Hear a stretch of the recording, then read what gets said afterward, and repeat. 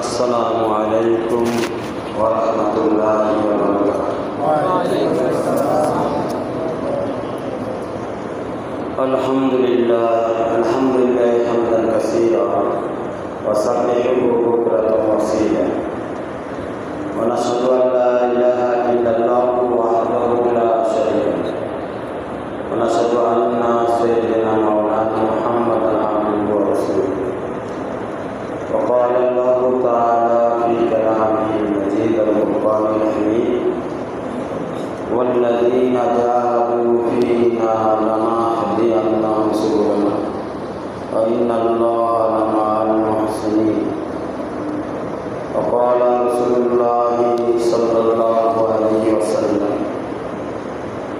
لا يبعثن الله أقواما في يوم القيامة في وجوههم على منابرهم يكبتهم الناس ليسوا بأنبياء وشهداء قال نبي كلهم لنا عالم فقال هم الذين متحقون بالله من قبيل شتى من بلاد شتى يجتمعون على ذكر الله يذكرونه أو كما قال عليه الصلاة والسلام. لقد বিশেষ মেহরবান রব্বুল আলামিন আমাদের সকলকে মায়ের জামে মসজিদে এসে তিনি মজলিসের কথা বলা এবং শোনার তৌফিক দান করছেন। এই জন্য আমরা সকলে মহান রব্বুল আলামিনের দরবারে শুকরিয়া আলহামদুলিল্লাহ। বন্ধুরা, আমাদের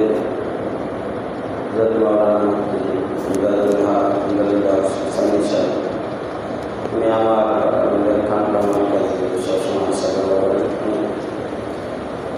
ইস্তেদাদ আলেন, অনেক আল্লাহ আমাদের অনেক আমাদের সাথে ভালো সুন্দর সুসম্পর্ক আছে। তো আপনারা আলহামদুলিল্লাহ উনি আমাকে দাওয়াত করেছেন, আমিও চিন্তা করলাম যে আপনাদের সাথে সাক্ষাৎ করি। আমার ওসিলায় আসলে তো একদিন আমাদেরকে চলে যেতে হবে, তাই না? এই যে চেহারাগুলি এর মধ্যে কেউ একজন তো আল্লাহ জান্নাতে যাবে। আপনাদের মধ্যে কেউ যদি জান্নাতে যায় তো চেহারাগুলো দেখলাম, হতে পারে আপনার ওসিলায় আমার নামটাও জান্নাতে হতে পারে। নিজের তো কোনো যোগ্যতা নেই।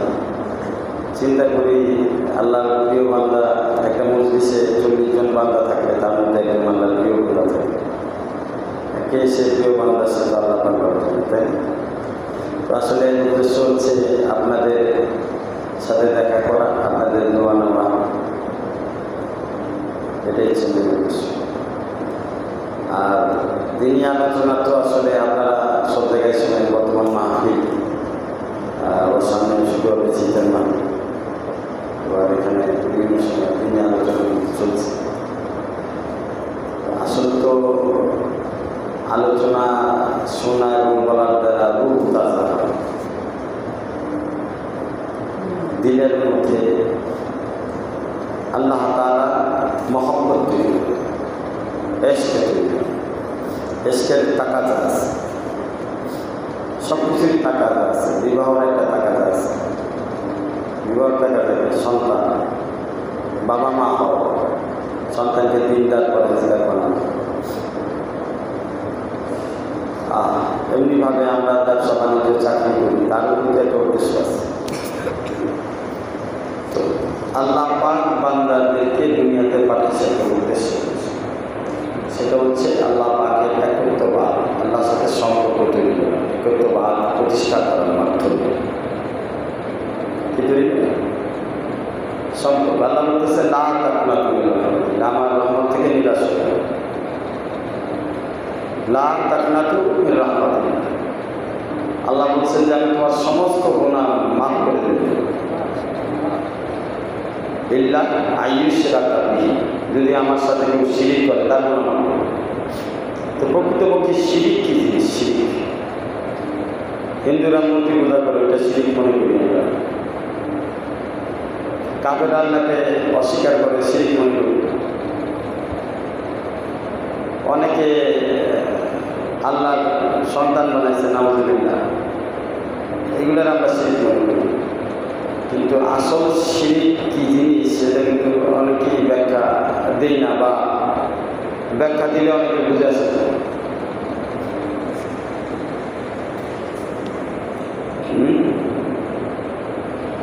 আল্লাহর মহব্বত, আল্লাহর ভালোবাসার মধ্যে, আল্লাহর ইশকের মধ্যে বান্দার অবস্থান এমন হতে হবে যে সব কিছু থেকে সে আল্লাহকে বেশি ভালোবাসে। সব কিছু, আল্লাযীনা আমানু আসাদ্দু হুব্বান লিল্লাহ, সব কিছু থেকে সে আল্লাহকে বেশি ভালোবাসে। যদি আল্লাহর ভালোবাসার থেকে আল্লাহর সৃষ্টির ভালোবাসা বেশি হয়ে যায় অন্তরের মধ্যে, বলে কি শিরিক করা? শিরিকের জন্ম ওখান থেকে, শিরিকের জন্ম নফসের পূজা করা, এটাও এক প্রকার শিরিক।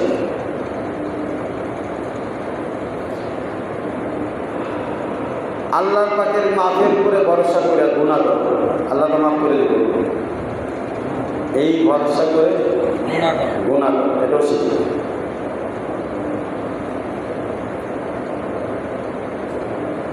আপনি চিন্তা করতেছেন আল্লাহ মাফ করে দেবে, এই আল্লাহর মাফে মানে এটা হচ্ছে কি এক প্রকার আল্লাহকে ব্ল্যাকমেইল করে।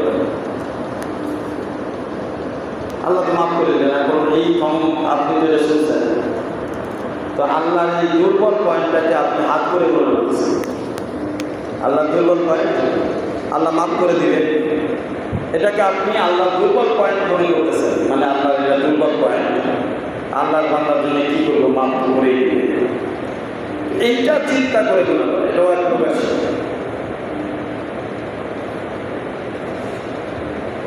তাহলে আল্লাহর মহব্বতের ক্ষেত্রে, আল্লাহর ভালোবাসার ক্ষেত্রে সব থেকে বেশি ভালোবাসতে হবে কাকে? আল্লাহকে। সব কিছু, আমার বিবি, আমার বাচ্চা, আমার সন্তান, আমার ব্যবসা, আমার দোকান, আমার যা কিছু আছে সব কিছু থেকে কাকে ভালোবাসতে হবে? আল্লাহকে ভালোবাসতে হবে। যদি আমি আল্লাহকে ভালোবাসতে পারি তাহলেই আমি প্রকৃত মুমিন এবং আল্লাহওয়ালা হতে পারব। दिले कुर्बात खौफे खुदा मोहब्बत की निशान है, कुर्बात उनकी खौफे खुदा पर मुस्तमिल है, कुर्बात उनकी खौफे खुदा पर मुस्तमिल है। अर्थात केउ यदि आल्लाह ताआलार निकटवर्ती होते चाय तार जन्य सबथेके जरूरी जे विषय सेटा हच्छे आल्लाहर भय। अंतरेर मध्य यदि आल्लाहर भय थाके ताहले तार द्वारा आर गुनाह हইতে পারে না। কারণ আল্লাহকে সব জায়গায় আল্লাহ পাক হাজির আছেন, সব জায়গায় আল্লাহ পাক নাজির, সব কিছুই দেখতেছেন। আল্লাহু মাই, আমার সাথে আছে। অফি আনফুসিকুম আফালা তুবসিরুন, আমি তোমার ভিতরে আছি, তুমি কি দেখো না? নাহনু আকরাবু ইলাইহি মিন হাবলিল ওয়ারিদ, আমি তোমার সারা থেকে নিকটবর্তী। ওয়াল আউয়াল ওয়াল আখির ওয়াল যাহির ওয়াল বাতিন, সে শুরুতেই যেমন ছিলেন এখনো তেমনি আছেন, উনি প্রকাশ্যেও আছেন, গোপনেও আছেন। ফাআইনামা তুআল্লু ফাসাম্মা ওয়াজহুল্লাহ, তুমি যেখানেই তাকাইবা সেখানেই আল্লাহ পাকের নিদর্শন রয়েছে। তো এই সকল জিনিস বান্দা দেখবে, আল্লাহ তাআলার মহব্বত তার অন্তরে তৈরি হবে, আজমত তৈরি হবে, মহব্বত আর আজমতের মাধ্যমে তাকওয়া তৈরি হবে। আল্লাহ পাক কোরআনের মধ্যে বলেন, ইন্নামাল মুমিনুনা আল্লাযীনা ইযা যুকিরাল্লাহ ওয়াজিলাত কুলুবুহুম ওয়া ইযা তুলিয়াত আলাইহিম আয়াতুহু যাদাতহুম ঈমানান ওয়া আলা রাব্বিহিম ইয়াতাওয়াক্কালুন। আল্লাহ পাক কোরআনের মধ্যে বলতেছেন, নিশ্চয়ই মুমিন ওই সকল বান্দা যাদের সামনে আল্লাহ পাকের জিকির যখন করা হবে, আল্লাহ পাকের নিয়ামতের আলোচনা যদি করা হয়, তো তাদের অন্তর ভয়ে কেঁপে ওঠে। ওয়াজিলাত কুলুবুহুম, তাদের অন্তর ভয়ে কেঁপে উঠবে, তাদের অন্তর কাঁপতে থাকবে। তাদের অন্তরের মধ্যে আল্লাহর ভালোবাসার, মহব্বত, আল্লাহর বরত্বের, ওই একত্বভাবের, আজমতের ওই নূর তার অন্তরকে বিচলিত করবে। হায়, না জানি আমি কত বড় অপরাধী, আমার গুনাহ মাফ হবে কিনা, আল্লাহ আমাকে মাফ করবে কিনা, আমার ভবিষ্যৎ কি হবে, কিয়ামতের ময়দানে আমার কি হবে, কবরের জগতে আমার কি হবে, আখিরাতের জগতে আমার কি হবে। এই সমস্ত বিষয় একজন মুমিনকে কাঁপাইতে থাকে, ভয় কম্পিত করতে থাকে। আজকালকের দুনিয়ার মধ্যে আমরা দেখি, যদি পকেটে টাকা না থাকে বান্দা বড় পরেশান হয়, দোকানে যদি সমস্যা হয়, ঘরে যদি বাজার না থাকে, বিবি যদি কথা না শুনে, সন্তান যদি পথে না আসে, বান্দা বড় পরেশান হয়। কথা ঠিক কিনা বলেন? কিন্তু বান্দা কখনো নিজের দিকে তাকায় না। তার ফজরের নামাজ ছুটে যাচ্ছে, জোহরের নামাজ ছুটে যায়, আসরের নামাজ ছুটে যায়, মাগরিবের নামাজ ছুটে যায়, ইশার নামাজ ছুটে যায়, বান্দার কোনো পরোয়া নেই। অথচ পকেটে টাকা নেই, এই জন্য পরিশান। নামাজ ছুটে যাচ্ছে, আমল ছুটে যাচ্ছে, মানে কি এক একটা দিন আপনার থেকে চলে যাচ্ছে। আমরা মনে করি যে 60 বছর 70 বছর আলোচনা যখন করি, 60 বছর 70 বছর হায়াতের কথা বলি। তা আমাদের হায়াত তো 60 বছর, কারো হায়াত 70 বছর, কারো 100 বছর। কিন্তু আমাদের হায়াত কত বছর? আরে ভাই, আমাদের হায়াত 24 ঘন্টার মধ্যে প্রতিদিন আমরা মারা যাই, প্রতিদিন আমরা জীবিত। যখন আপনারা ঘুমাইতে যান তখন একটা দোয়া পড়েন, আল্লাহুম্মা বিসমিকা আমুতু ওয়া আহইয়া। এর অর্থ কি জানেন? আল্লাহ, আপনার নামে আমি মরণ কবুল করতেছি, মৃত্যুবরণ করতেছি। আমুতু, আমি মারা যাইতেছি, ওয়া আহইয়া, আপনি দয়া করে জীবিত করে দিন। যখন ঘুমাইতে যান তখন আপনি দোয়া করেন, দোয়ার অর্থ জানেন না, যার কারণে মনে করেন কালকে জীবিত ফিরব। দোয়ার যদি অর্থ জানতেন তাহলে আজকে সারা দিনের নামাজ আপনার ছুটত না, আমল ছুটত না, আল্লাহর নাফরমানি আপনি করতে পারতেন না। দোয়ার অর্থ জানেন না। আপনি সকালবেলায় ঘুম থেকে জাগ্রত হয়েছেন আর ঘুমানোর আগ পর্যন্ত আপনার সময়, এরপরে আপনি দোয়া করেছেন, আল্লাহর উপরে নিজেকে সুপর্দ করেছেন, আর জাগতে নাও পারে, আর জাগা নাও হতে পারে। আর যখন আপনি জেগে উঠেন তখন কি পড়েন? আলহামদুলিল্লাহিল্লাযী আহইয়ানা বা'দা আমাতানা ওয়া ইলাইহিন নুশুর। আমি সেই রব্বুল আলামিনের শুকরিয়া আদায় করতেছি যিনি মৃত্যুর পরে আমাকে পুনরায় জীবিত করেছেন। অনেকে আখিরাতের ব্যাপারে বিশ্বাস করে না, মারা গেলে কিভাবে জীবিত করা হবে। প্রত্যেক বান্দাকে তার নমুনা তার 24 ঘন্টার হায়াতের মধ্যে আল্লাহ পাক দিয়ে দিয়েছেন। প্রত্যেকটা মানুষ ঘুমায় গেলে তার চেতনা থাকে না, অচেতন হয়ে যায়। যখন জাগ্রত হয়, সচেতন হয়, এই ঘুম আর জাগরণের মাধ্যমে এর মধ্যেই আল্লাহ পাকে কিয়ামতের ময়দানে পুনরুদ্ধার করবে। কিয়ামতের ময়দানে বান্দাকে আবার পুনরুত্থান জীবিত করা হবে, যার নিদর্শন রেখে দিয়েছেন। কথা ঠিক কিনা বলে? তার নিদর্শন আল্লাহ 24 ঘন্টার হায়াতের মধ্যে রেখে দিয়েছেন। আপনি বিল্ডিং করতেছেন, বাড়ি করতেছেন, গাড়ি করতেছেন, কার জন্য? আজকের হায়াত কতটুকু আপনার? মৃত্যু কোন সময় হবে? ঘুমানোর পরে তো আর বলা যাচ্ছে না। সুতরাং একজন মুমিন বান্দা কখনোই বেখবর হতে পারে না, কখনোই নিশ্চিন্তভাবে তার জীবন চালাইতে পারে না। প্রতিদিন তার ঘুম নামক মৃত্যু আজরাইল আসতেছে। ভাই যখন আল্লাহুম্মা বিসমিকা আমুতু বসে, আল্লাহ আমি আপনার নামে মারা দিতেছি, তাহলে আজরাইল আসার কথা না? আজরাইল ছাড়া মারা যাবে। এখন আজরাইল কে জায়গায়? ঘুমটাই হচ্ছে আজরাইল, ঘুমটাই হচ্ছে আজরাইল আলাইহিস সালামের মাকাম। ওই ঘুম চির ঘুম হয়ে যাইতে পারে, কথা ঠিক কিনা? আর যখন আপনি ঘুমান তখন আপনার রূহ আল্লাহ পাক নিজ কুদরতের হাতে নিয়ে যান। ইচ্ছা করলে আপনাকে দুনিয়াতে পাঠাইতে পারে, ইচ্ছা করলে এটাই ছিল নিদ্রা হতে। তাহলে আল্লাহ পাক কুরআনের মধ্যে বলেন, ইন্নামাল মুমিনুনাল্লাযীনা ইযা যুকিরাল্লাহ ওয়াজিলাত কুলুবুহুম।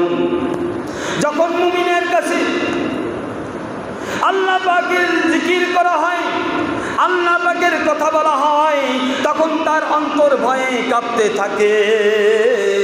না জানি কি হয়, কখন মারা যায়, কথা ঠিক কিনা বলেন? কখন কবর চলে আসে, কখন হাসর চলে আসে, কখন মিজান চলে আসে, কখন পুলসিরাত চলে আসে, কোনো কিছুই বলা যায় না। বন্ধুরা আমার, এই জন্য একজন মুমিন বান্দা বেখবর হয় না। কোন বান্দা বেখবর হবে? সে ফজরের খবর রাখবে, আসরের খবর রাখবে, মাগরিবের খবর রাখবে, জোহরের খবর রাখবে, ইশার খবর রাখবে। সে সর্বদাই চিন্তিত থাকবে, আখিরাতের প্রস্তুতিতে ব্যস্ত থাকবে। তার দ্বারা যেন গোনা না হয়, সবসময় সেই চিন্তায় ব্যাকুল থাকবে, আমার আল্লাহ যেন আমার উপরে নারাজ না হয়ে যায়।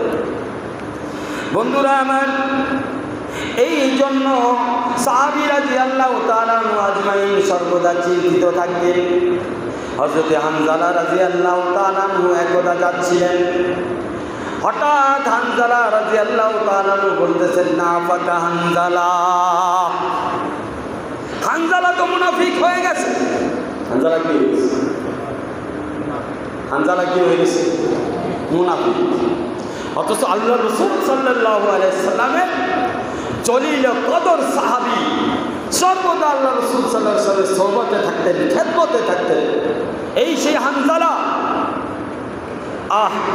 হানজালা এমন সাহাবী ছিল, এমন জলিলুল কদর সাহাবী ছিল, যুদ্ধের দামামা বেজেছে, নতুন বিবাহ করেছে, সবে মাত্র বাছর ঘরে গিয়েছে, স্ত্রীর সাথে স্ত্রী করেছে, সহবাস করেছে। এই সময় ঘোষণা এসেছে রাসূল সাল্লাল্লাহু আলাইহি ওয়াসাল্লামের পক্ষ থেকে, ঘোষণা হলো যুদ্ধের জন্য প্রস্তুত হও। কাফেরদের বিরুদ্ধে যুদ্ধের জন্য আল্লাহ রাসূল আহ্বান করেছেন। এমন তো অবস্থায় আমরা কি করতাম? আমাদের ঈমান,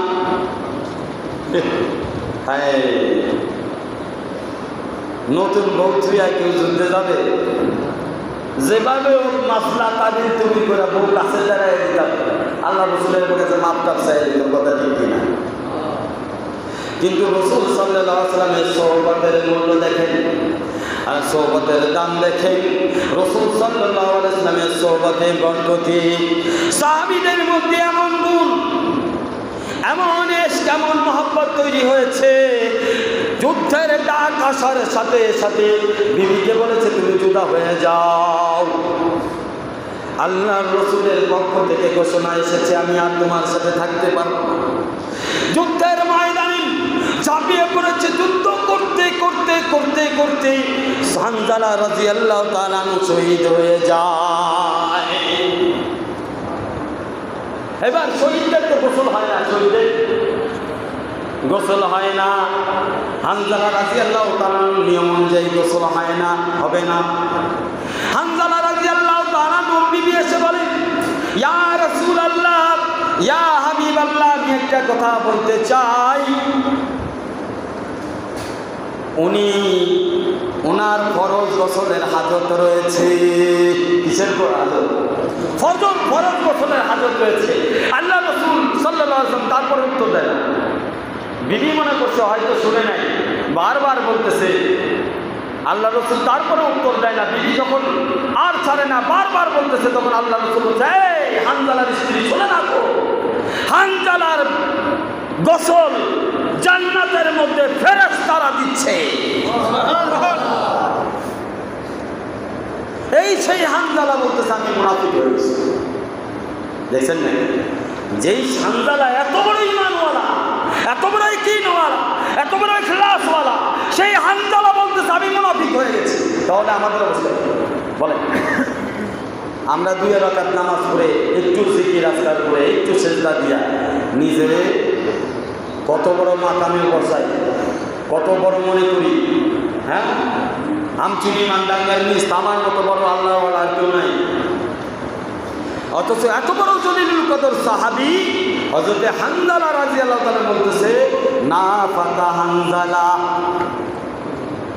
হানজালা তো মুনাফিক হয়ে গেছে। প্রতিমন্দির হযরত আবু বকর রাদিয়াল্লাহু তাআলা আনহুর সাথে সাক্ষাৎ হইল। হযরত আবু বকর রাদিয়াল্লাহু তাআলা আনহুকে হানজালা রাদিয়াল্লাহু তাআলা বলে, আমি তো মুনাফিক হয়ে গেছি। কি হয়ে গেছি? হযরত আবু বকর রাদিয়াল্লাহু তাআলা কারণ কি, ঘটনা কি, তুমি মুনাফিক কেমনে হইলে আমারে বলো। হানজালা বলে না, আর কান্দে আর কান্দে, চোখের পানি ফেলাই হানজালা মুনাফিক হয়ে গেছে। আবু বকর বলে, হানজালা বলো, আমারও তো থাকতে পারে, সমস্যা তো আমারও থাকতে পারে, তুমি বলো না। বলো। দেখছেন সাহাবীদের মধ্যে কেমন ভালোবাসা, কেমন মহব্বত, আর আমাদের ভালোবাসা মহব্বত কেমন। আমাদের দিনের রাস্তায় আল্লাহওয়ালাদের মজলিসে আল্লাহওয়ালাদের সোহবতে বসার সময় কি নাই? সময় নেই। দোকানে সময় আছে, ব্যবসায় সময় আছে, দিদির কাছে সময় আছে, সন্তানের কাছে সময় আছে, মসজিদে সময় নেই। মসজিদের সময় দিব সময় নেই। মসজিদে ফরজ নামাজ পড়ার পর দে তো ধৈরা রাখার আর কায়দা নেই। নফল নামাজও পড়ে না, যায় দোকানে কোনো রকম নফল নামাজ পড়ে, কি পড়ে সেও জানে না। তো একজন মুক্তাদিয়া ছিল, 4টা দোকান ছিল। কয়টা দোকান? এবার ইমাম সাহেবের পিছনে নামাজ পড়ছে, তরতিব অনুযায়ী 4 রাকাত নামাজ পড়ে, ইমাম সাহেব সেও নামাজ পড়ে চলে যায়। তো একদিন ইমাম সাহেবের শারীরিক অসুস্থতার কারণে ইমাম সাহেব হয়তো 3 রাকাত নামাজ পড়েছে। কয় রাকাত? পিছনের এই মুক্তাদি অত মাসলা টাসলা জানে না, মাসলা না সাহেব জানে না। যখন 3 রাকাত পড়ছে, লোকমান দিছে আল্লাহু আকবার। এবার ইমাম সাহেব 4 রাকাত পড়া কইরা এই মুক্তাদি তার দিকে তাকায় আর নিজের দিকে তাকায়। তো এর তো কোনো মাসলা মাসাইল পড়তেও দেখলাম না, শুনতেও দেখলাম না, জিজ্ঞাসা করতেও দেখলাম না, তাকবীর দিল কীভাবে? কারণ জিজ্ঞেস করছে, ও ভাই একটা প্রশ্ন করি, যদি কিছু মনে না করেন, কিছু মনে না করেন, তাহলে একটা প্রশ্ন করি। প্রশ্নটা হলো, আপনি কীভাবে বুঝলেন আমার 3 রাকাত নামাজ হয়েছে? এইবার মুক্তাদি ছিল দোকানদার, সে বলতেছে, হযরত এমন প্রশ্ন করছে, উত্তর দেওয়া তো মুশকিল হয়ে যাচ্ছে, আপনিও যদি কিছু মনে না করেন উত্তরটা দেই। উত্তরটা হলো, আমার 4টা দোকান আছে, প্রতি রাকাতে 1-1টা দোকানের হিসাব আমি করি, নিরিবিলি নামাজের মধ্যে কোনো টেনশন নাই, কেউ ডিস্টার্ব করে না, হিসাব সুন্দরভাবে মিলে যায়। এইভাবে প্রতিদিন আপনার পিছনে 4 রাকাত নামাজ পড়ি, আমার 4টা দোকানের হিসাব কমপ্লিট হয়ে যায়। আজকে 3টি দোকানের হিসাব কমপ্লিট হয়েছে, 1টা দোকান হয় নাই। এই জন্য আমি ভয় পেয়ে গেছি। কিরে হুজুরের কোনো বিপদ হইল নাকি? আমি ভয়ে আল্লাহু আকবার করছি, লম্বা দেওয়ার জন্য না। বন্ধুরা আমার, আজকে আমাদের অবস্থা কি বুঝতে পারছে?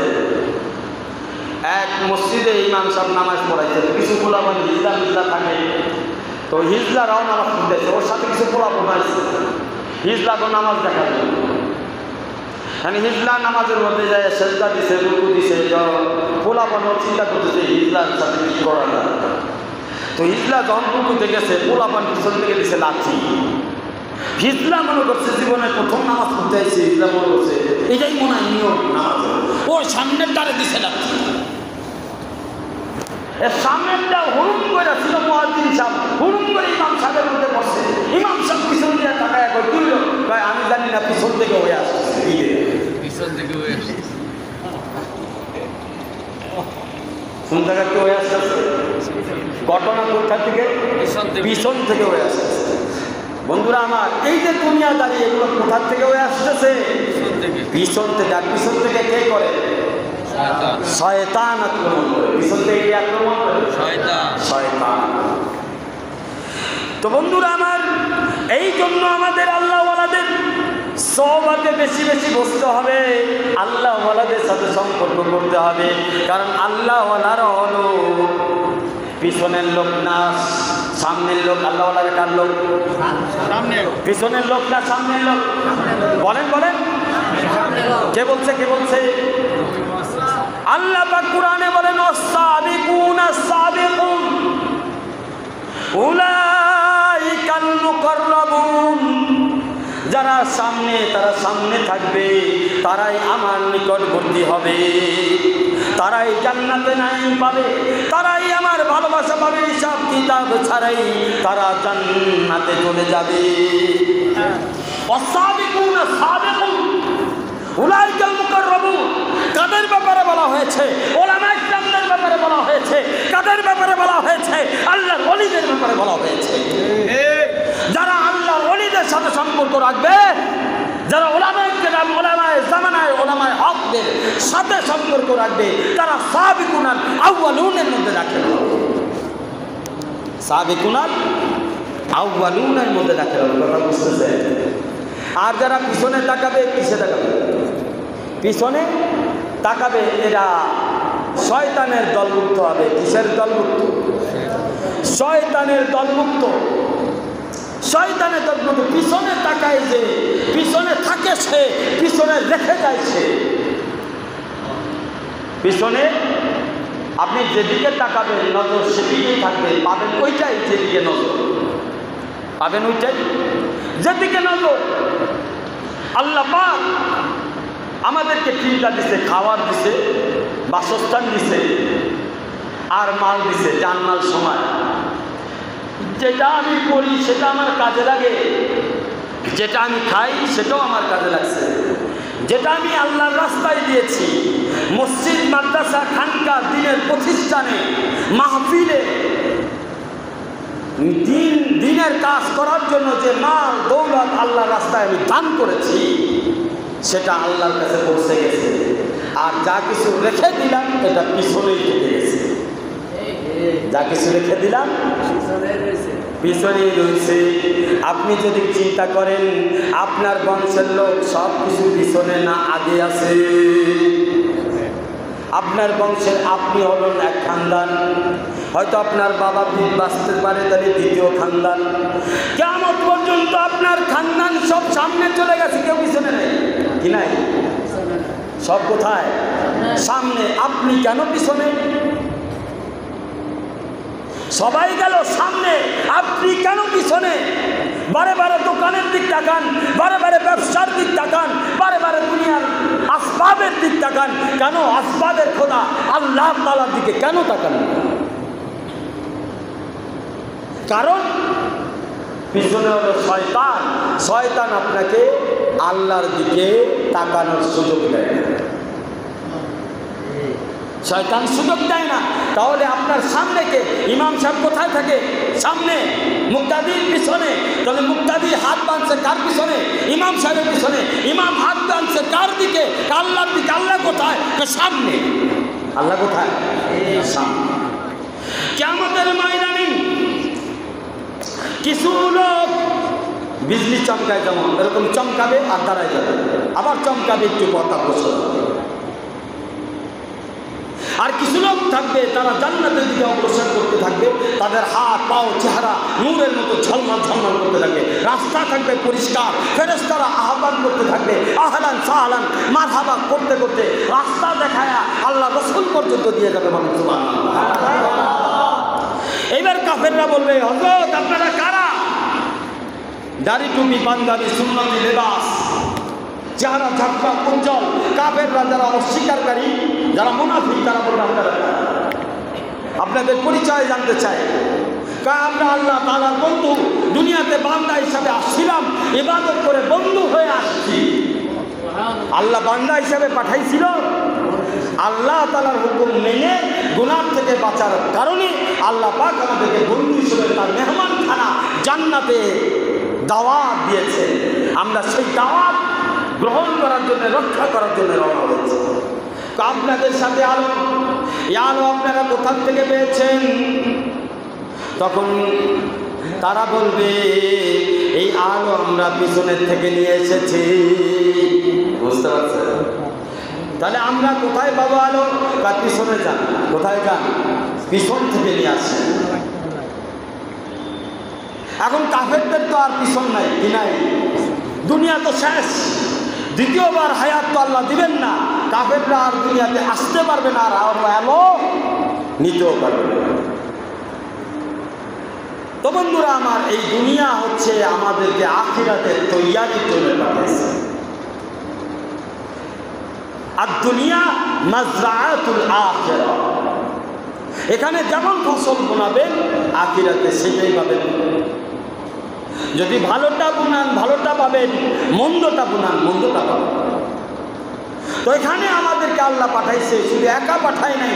সন্তানকে পাঠানোর সাথে আগে বাপ মাকে পাঠানো হয়। মেহমানকে দুনিয়াতে পাঠানোর আগেই মেহমানদারি করানোর জন্য তার বাপ মাকে পাঠানো হয়। এই জন্য হাদিসের মধ্যে আছে ওমাই ইউমিন বিল্লাহ ফালইউকরিম যায়ফা, যে আল্লাহ এবং আল্লাহ রাসূলকে বিশ্বাস করে ভালোবাসে সে যেন মেহমানের মেহমানদারি করে। কারণ মেহমান আল্লাহ পাঠায়, ইন্তজাম আগে করে দেয়, ইন্তজাম আগে করে দেয়। এটা আল্লাহ রাসূল। সন্তান আসতে পারে নাই, তার আগেই মায়ের স্তনের দুধ চলে আসে। আল্লাহ পাক আগেই মেহমানদারির ব্যবস্থা করে দেন। ঠিক কিনা কথা বলে? তো ঠিক তেমনিভাবে আপনাকে আল্লাহ বান্দা হিসেবে পাঠাইছে, একা দুনিয়াতে পাঠাই নাই, একা আপনি আসেন নাই। আলেম ওলামাদেরকে পাঠাইছে, নবীদের পাঠাইছে, তারপরে অলিদের পাঠাইছে, এখন ওলামে কেরামদের পাঠাইছে।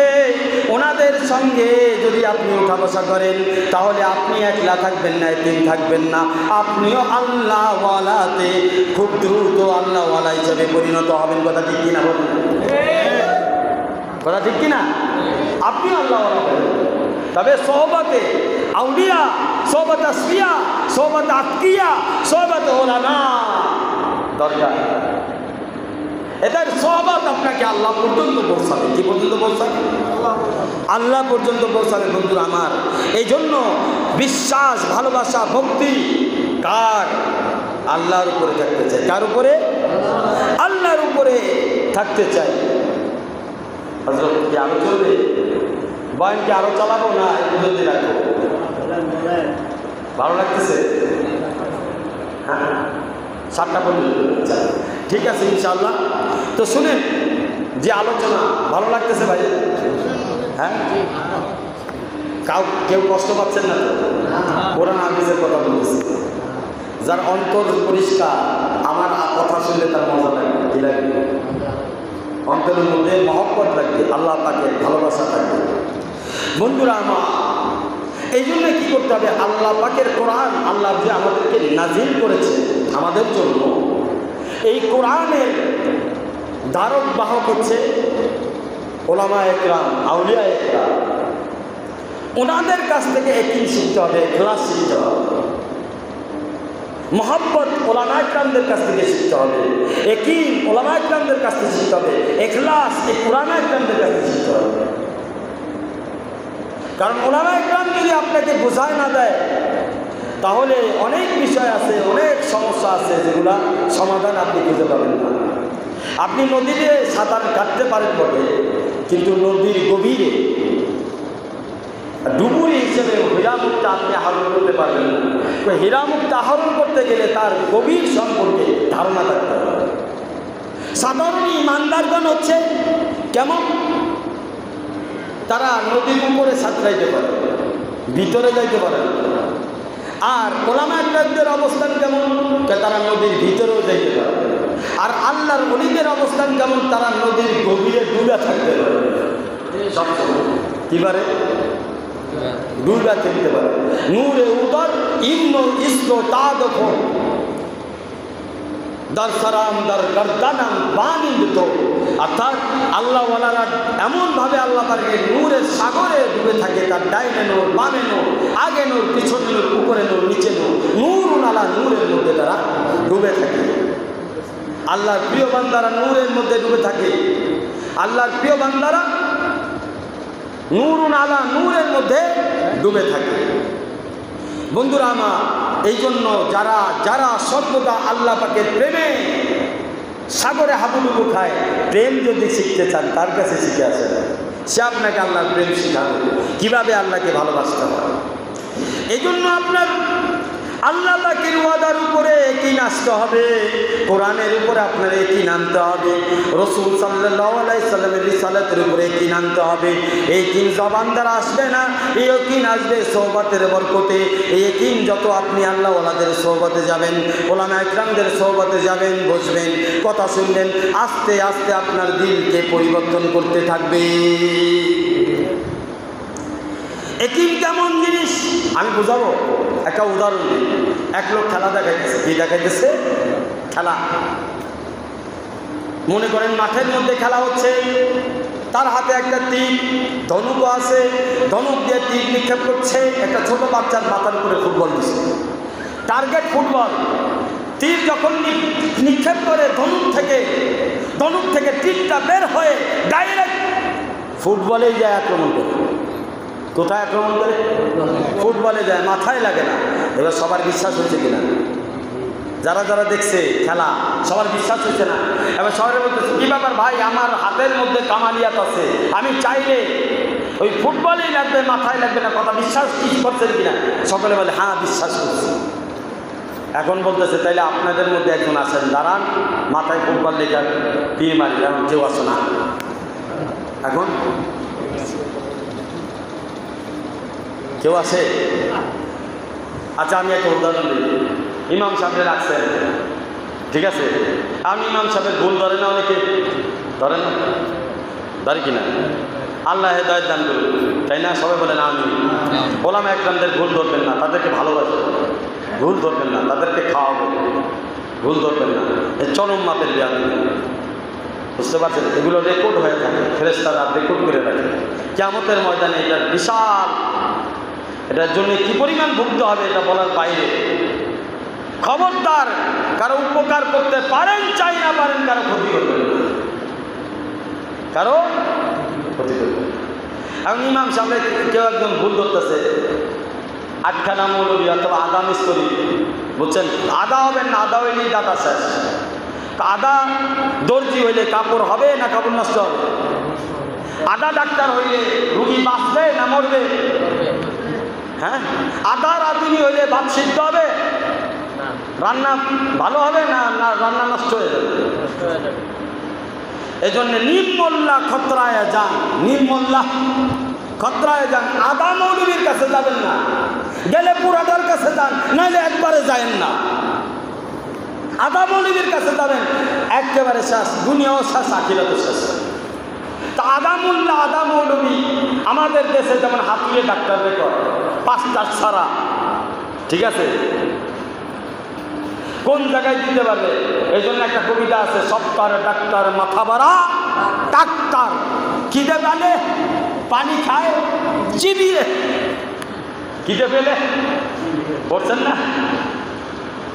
সেটা আমাদের সবই শিক্ষা আছে, কি বলে আছে না? এখন হুজুরে ভুল করতেছেন, হুজুর আর পারে না, অস্থির হয়ে পড়ে, তুমি নামাজ পড়াও তো ভাই, এত ভুল ধরো না, আমি যেহেতু পারি না তোমার কথার দ্বারা, তা তুমি নামাজ পড়ো। এখন সে রাজি না, এখন সে ভুল ধরতে ওস্তাদ নামাজের সামনে যাই নামাজে দাঁড়াইতে রাজি না। এখন এই লোক 3 মাসে ফুটবলে যায় লাগছে, সবাই বিশ্বাস করছে, কিন্তু যখন বলছে তোমাদের মধ্যে থেকে একজন দাঁড়াও, এখন আবার না ভাই, যদি লেগে যায়, যদি মাথায় লাগে তাহলে তো গেছি। তাহলে পার্থক্য কি? যারা দেখতেছে দর্শক, এরা হলো ঈমানওয়ালা দর্শক, ঠিক? ওদের ইয়াকিন নাই। কিন্তু যেই বাচ্চাটার মাথার উপরে ফুটবল রাখা হয়েছিল, ওই বাচ্চাটা শুধু ঈমানওয়ালা নয়, ইয়াকিনওয়ালা, ইখলাসওয়ালা, মহব্বতওয়ালা আল্লাহ।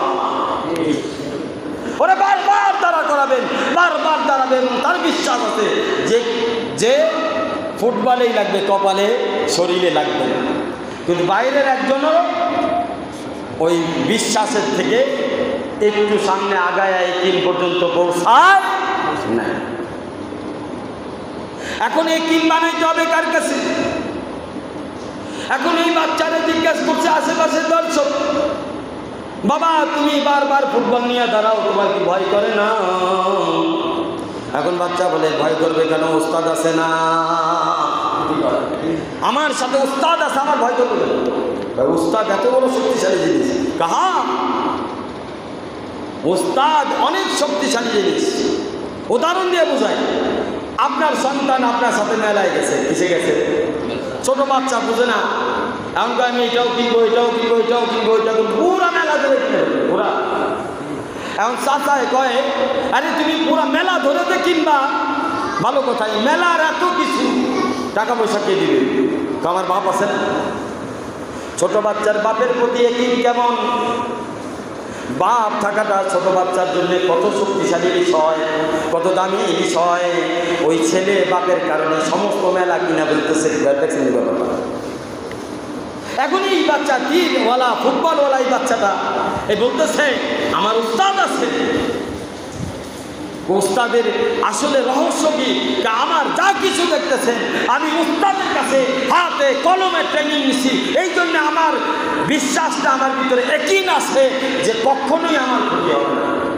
আর আপনাদের মধ্যে বিশ্বাস আছে, তাইলে আমরা কেন ইয়াকিন বানাইতে পারি যে আমার উস্তাদকে তোমরা উস্তাদ বানাও, আমি যেইভাবে ট্রেনিং নিচ্ছি সেইভাবে তুমি ট্রেনিং দাও, তো তুমিও আমার মতো ইয়াকিন বানাও, তুমিও আমার মতো ইয়াকিন বানাও। এখন যে ভুল ধরতেছে সে তো নামাজে দাঁড়াইল না, ইমাম সাহেব তো বারবার নামাজে দাঁড়াইতেছে, আর এই লোক ভুল ধরার তালে আছে, এই লোক এত নামাজে দাঁড়ায় না, তো এর অবস্থা কি? ইমানওয়ালা হচ্ছে, এর অবস্থা ইমানওয়ালা বটে, ইয়াকিনওয়ালা না। আর ইমাম সাহেব ইয়াকিনওয়ালা বান্দা। এখন এই যে ভুল ধর্মেওয়ালা এই লোকটার যদি ইয়াকিন বানাইতে হয়, ইমাম সাহেবের সোহবতে যাওয়া লাগে। কার সোহবতে যাওয়া লাগে? আমরা সমাজে বুঝাইতে পারি না, যার কারণে মুসল্লি আমাদের কথা খায় না। আমি যে কথা বলছি বুঝে আসছে না, আসে না? এরপরে কি কোনো মুসল্লি ইমাম সাহেব ভুল করবে নাকি ইমাম সাহেব যায় উস্তাদ বানাবে? কি বানাবে? হুজুর আজকের পথে কে কে আমাদের ইমাম সাহেবকে, মসজিদের ইমাম সাহেবকে, এলাকার মুসল্লি কে কে উস্তাদ বানাবেন? হাত তুলে দেখান আল্লাহ। দেখেন সবাই, মাশাআল্লাহ, আল্লাহ কবুল করেন। আপনাদের ইমাম সাহেব শুধু উস্তাদ না, কিন্তু আসলেই উস্তাদ, আমার খলিফা, আমার হাকিম একটা সাহেব নাব্বারুল মার্কাদার সিলসিলায় আমি ওনাকে খেলাফত দান করেছি। আপনারা এই মজলিসে সকলেই, এই মজলিসে জিন এবং ফেরেশতাও আছে, কথা ঠিক কিনা? সবাই আপনারা সকলকে হুকুম দিচ্ছি, আপনারা ইসলাহি তরবিয়াত ইনার সাথে কায়েম করবেন, কায়েম রাখবেন। মাসলা মাসাইল যে কোনো সমস্যা ওনার সাথে জিজ্ঞেস করবেন, তাহলে আমাকে পাবেন। কাকে পাবেন? বাপরে না পেলে দাদারে পাওয়া যায়? হ্যাঁ, ছেলে যদি বাপরে বাদ দিয়া দাদারে কয়, দাদা কয় বাদ দেয়া দেখি, বাপরে বাদ কয়টা করে আমার কাছে, কথা ঠিক কিনা? তো বুঝছেন বিষয়টা। তাহলে ওনার কাছে আমরা আসবো, ওনার কাছ থেকে শিখবো, দিনের জ্ঞান শিখবো, কথা ঠিক কিনা? ইনশাআল্লাহ ওনার সোহবতে থাকবেন, জানবেন বহুত বড় আল্লাহওয়ালা মানুষ, মন অনেক বড়, অনেক জ্ঞান আছে, কিন্তু আপনারা তো সময় দেন না, বুঝবেন কি? একটা মানুষকে চিনতে বুঝতে তার পিছনে সময় দেওয়া লাগে, সময় দেবেন ইনশাআল্লাহ। কে কে ইমাম সাহেবের পিছনে সোহবতে বসবেন এবং আমাদের হোসাইনি সাহেবের সাথে সময় দেবেন? কে কে ইনশাআল্লাহ হাত তুলে দেখেন। আল্লাহ তাআলা আমাদের সকলকে কবুল করেন। এবং আপনারা সকলে আপনাদের আরেকটা আহ্বান জানাই, সেটা হলো আপনারা সকলে ইমাম সাহেবের মুসল্লি যারা এনাদেরকে দাওয়াত দিবেন, এবং এই দাওয়াত যেটা আমি পৌঁছাই দিলাম, যে কোনো সমস্যা হোক, যে কোনো দুনিয়া আখিরাতে যে কোনো সমস্যা ওনারা বলবেন। উনি যদি কোনো কিছু ব্যর্থ হয় তাহলে আমরা না, বুঝেন নাই, আরও ওলামা একরাম আছে, মুরব্বীরা আছে, আমাদেরও মুরব্বীরা আছে, আপনি নিশ্চিন্তে থাকবেন, কোনো সমস্যা নেই। এইভাবে একটা লাইনভাবে, ট্রেনের লাইন আলাদা, কথা ঠিক কিনা, প্লেনের লাইন আলাদা, কথা ঠিক কিনা, পানির জাহাজের লাইন আলাদা, কথা ঠিক কিনা, বাসের লাইন আলাদা। এখন আপনি ট্রেনে চড়বেন, গ্যাসের কোথায়? পানির লাইনে ট্রেনে চড়া হবে। প্লেনে চলবেন, গ্যাসের কোথায়? বাসের লাইনে প্লেনে চড়া হবে।